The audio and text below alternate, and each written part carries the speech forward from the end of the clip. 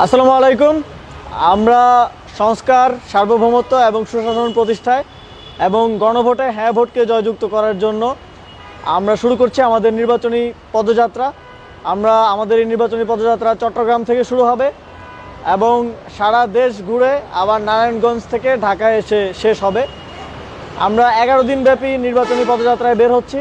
এই সময়ে আমরা গণভোটে হ্যাঁ ভোটকে জয়যুক্ত করার জন্য ক্যাম্পেইন পরিচালনা করব, গণভোটের পক্ষে এবং সংস্কারের পক্ষে সচেতনতা তৈরিতে কাজ করব এবং একই সাথে শাপলাকলির প্রার্থীদের এলাকায় এবং আসনগুলোতে যাব। তাদেরকে সাথে নিয়ে আমরা জনগণের কাছে আমাদের ইশতেহার, আমাদের তরুণদের চোখে নতুন চোখে বাংলাদেশকে আমরা কিভাবে সামনের দিনে দেখতে চাই সেই কথাগুলো নিয়ে আমরা আসছি আপনাদের কাছে। এবং আমরা বিশ্বাস করি এই নির্বাচনের মধ্য দিয়ে বাংলাদেশে একটি সুন্দর গণতান্ত্রিক রূপান্তর ঘটবে এবং তার মধ্য দিয়ে আমরা এই গণঅভ্যুত্থানের পরে যে বাংলাদেশ প্রত্যাশা করেছি সেই বাংলাদেশ আমরা প্রতিষ্ঠা করতে পারবো। ধন্যবাদ।